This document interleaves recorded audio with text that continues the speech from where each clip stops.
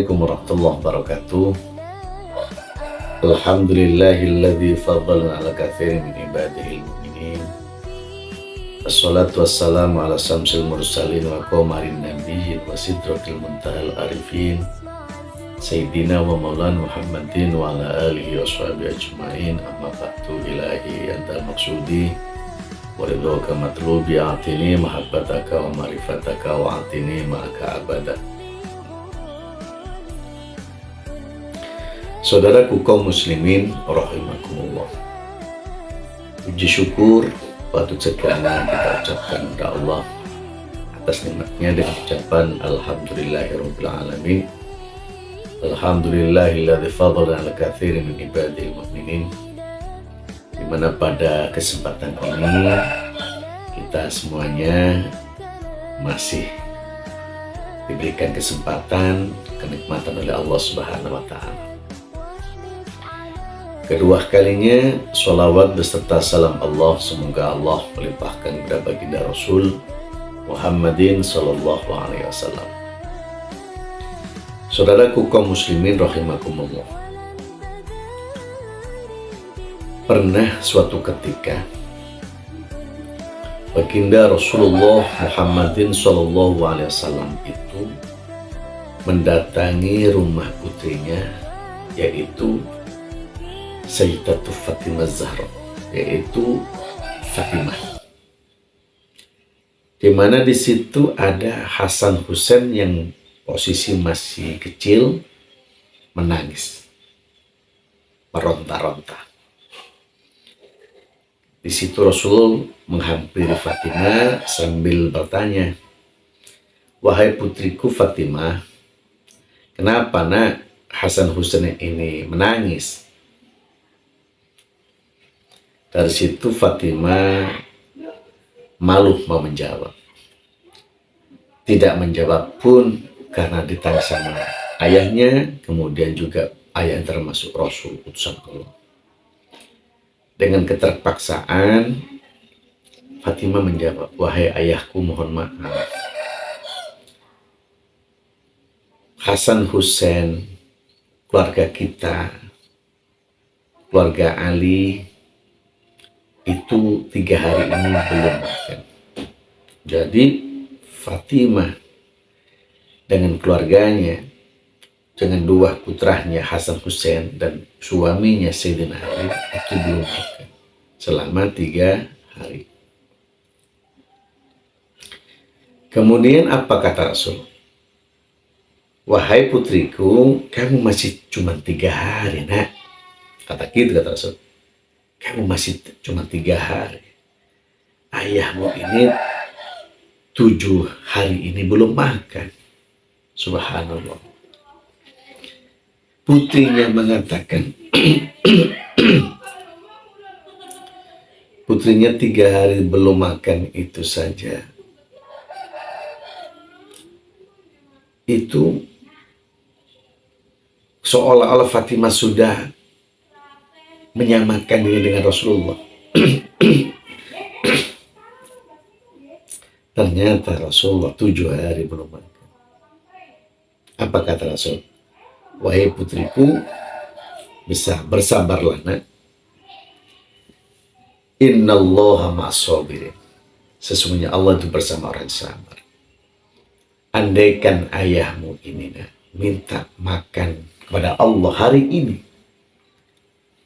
tentunya Allah pun akan kasih makanan, rezeki dari langit. Tapi dengan kelaparan itu nak, kita terasa dekat dengan Allah. Dengan kelaparan kita terasa merasa memiliki Allah. Ini subhanallah, pesan moral Rasulullah. Memang kadangkala kalau kita rasakan dengan posisi kemiskinan, dilanda kemiskinan, kefakiran, tidak ada yang dimakan, dengan anak yang sudah besar misalnya, butuh biaya ini, tapi tidak ada, maka apalagi yang dimakan tidak ada. Itu kadang-kadang kalau pakai iman ini, itu terasa dekat dengan Allah. Kita butuh pertolongan Allah. Beda dengan orang yang uangnya sudah triliunan, miliaran. Itu kadang-kadang dengan Allahnya gak seberapa kuat. Bahkan, mohon maaf, dia lebih percaya dengan harta. Orang lebih percaya dengan kekayaan. Orang lebih percaya dengan kedudukan dibandingkan Allah.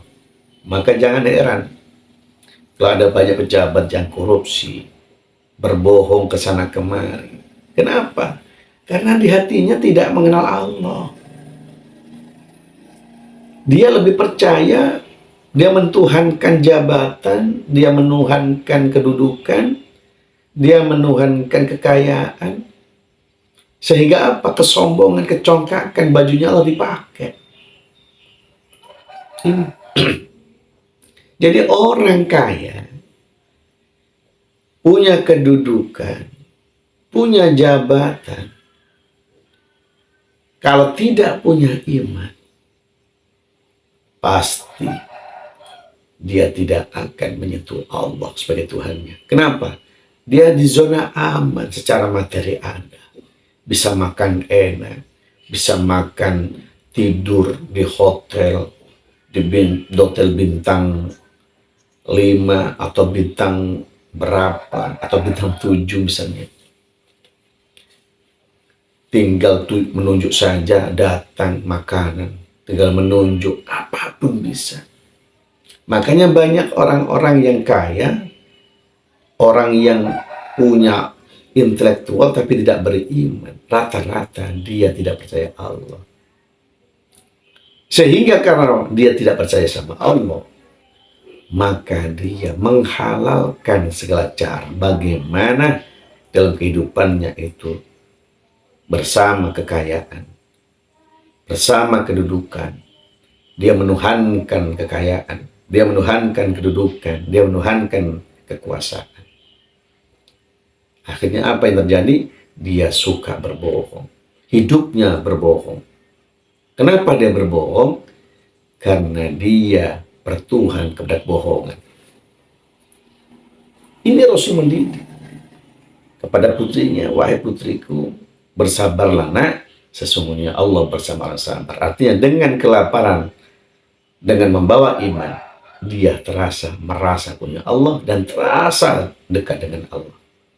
Subhanallah. Kemudian baginda Rasul, karena melihat cucunya yang masih kecil selama 3 hari tidak makan, Rasul tidak tega. Di situ Rasul undur diri pulang dari rumahnya Fatimah. Keluarlah Rasulullah.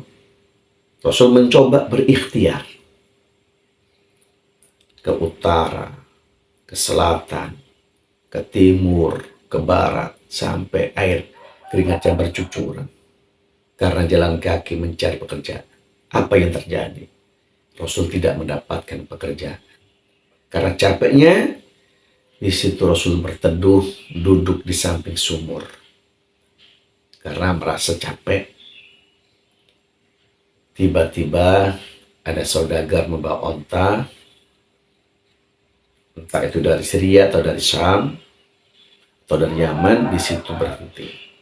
Disitulah Rasul mencoba mengikhtiarkan kepada saudagar itu. Kata Rasul, ya fulan, kira-kira apakah tanganku ini bisa bermanfaat buat onta panjenengan? Di situ Rasul mengadakan transaksi. Dijawab sama saudagar, iya boleh. Berapa upahnya 1 timba air? 1 timba air itu upahnya 1 kurma. Rasul pun mengiyakan, na'am. Mulailah Rasul mengambil air di sumur itu. Mendapat 1 timba, dikasihkan ke onta saudagar itu. Rasul mendapatkan upah 1 kurma. Kurma itu tidak ditaruh di bajunya, tapi rahmah Rasul ditaruh dalam mulut beliau, dalam lesan beliau. Ambil lagi Rasul air ke sumur, sampai di atas, dikasihkan ke onta saudagar. Rasul mendapatkan upah kurma 2, dimasukkan ke mulut beliau, ke dalam mulut beliau. Apa artinya di situ? Rasul mendidik kita, hendaknya hidup ini kehati-hatian, harus berhati-hati. Jangan sampai kita boros, jangan sampai kita ceroboh, dan jangan sampai kita ini sembrono dengan harta kekayaan kita. Makanya kalau orang itu dalam hidupnya berhati-hati dalam membelanjakan, menafkahkan hartanya, itu tidak mungkin ada orang yang kelaparan. Tidak mungkin orang itu hidupnya susah. Kenapa? Karena ada konsep hidup yang hati-hati. Terkonsep, terprogram, ini konsepnya. Tersalurkan dengan baik, dengan maksimal sesuai kebutuhan. Kemudian Rasul mengambil lagi air. Setelah air sudah di atas, mau diambil itu timbahnya, ternyata tampar talihnya dari timba itu putus. Sehingga air yang di dalam timba itu jatuh ke dalam sumur lagi. Apa yang terjadi? Di situ Rasul langsung dipukul, ditampar sama saudagar. Apakah Rasul marah? Tidak. Rasul tidak membalas. Setelah itu langsung Rasul pergi kembali ke rumahnya Fatimah. Kenapa Rasul tidak sampai membalas pukulan itu? Itu cirinya orang yang beriman. Walaupun secara syariat yang jatuh itu bukan dari tangan Rasul, tapi memang talinya itu putus. Tapi Rasul pun disalahkan, dianggap salah, ditampar. Seorang kekasih Allah ditampar. Bayangkan. Rasul saja orang yang seperti itu. Orang yang santun, orang yang tulus, ternyata pun masih mendapatkan sambutan tamparan tangan seorang umatnya. Rasul dia kembali ke rumah Fatimah. Disitulah Rasul mengasihkan kurma dua itu. Wahai Fatimah, ini ayah mendapatkan rezeki, kata Rasul ke Fatimah. Tadi maunya 3 nak, cuman Allah cuman mengendaki cuman 2. Bersabarlah anakku Fatimah, sesungguhnya orang yang sabar bersama Allah. Subhanallah. Kira-kira sekarang ada enggak ya anak pejabat yang lapar seperti Fatimah? Kira-kira ada enggak anaknya presiden, anaknya bupati, anaknya camat lapar seperti Fatimah? Hari ini hampir tidak ada. Bahkan orang tuanya juga sibuk mencarikan pekerjaan buat anaknya, takut tidak makan. Masya Allah. Setelah itu Rasul pamit.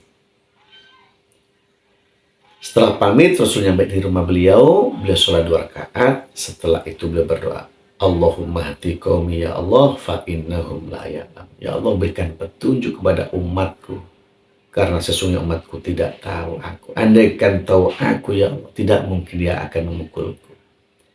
Ini seorang umatnya yang memukul tidak dibalas dengan doa yang jelek, tapi diberikan apa? Berdoa kepada Allah supaya diberikan petunjuk. Kenapa Rasul seperti itu? Kenapa Rasul bisa sabar? Kenapa Rasul ridho tidak makan 7 hari? Dan kenapa Rasul tidak menjelekkan orang lain? Karena ada faktor iman di dalam hatinya. Kalau sudah ada faktor iman di dalam hatinya kepada Allah Subhanahu wa Ta'ala, tentu bisa dipastikan orang itu punya jiwa ketulusan. Pasti orang yang beriman itu punya jiwa kedermawanan. Pasti orang yang beriman itu memiliki sifat kasih sayang kepada siapapun. Dan tidak mudah mencelah, menghina, mencemooh, merendahkan orang lain. Inilah ciri orang yang beriman. Dalam kesimpulan kehidupan cuma satu. Apa itu? Beriman kepada Allah. Manusia tetap manusia. Tapi manusia ada yang menjadi manusia yang beradab, ada manusia yang biadab. Ada manusia yang tulus, ada manusia yang ada pamrih. Ada manusia yang dermawan, ada manusia yang kikir. Apa pembeda itu? Cuman satu, keimanan kepada Allah. Orang yang beriman kepada Allah, siapapun orangnya, rakyat biasa, seorang pejabat, pengusaha, cendekiawan, kiai, siap, kalau pakai iman pasti punya sifat yang dermawan dan beradab. Tapi sebaliknya, orang yang tidak punya iman, hatta dia rakyat jelata, seorang pejabat, pengusaha, cendekiawan, kiai yang tidak membawa keimanan, pasti mempunyai sifat biadab. Hanya orang yang berimanlah yang bisa mengenal Allah, hanya orang yang berimanlah dia mengenal Tuhannya. Semoga kita termasuk hamba-hamba Allah yang beriman kepada Allah Subhanahu wa taala, menjadi manusia yang selalu bermanfaat, khairun nas anfa'un linnas, bermanfaat untuk dirinya dan orang lain. Kurang lebihnya mohon maaf. Assalamualaikum warahmatullahi wabarakatuh.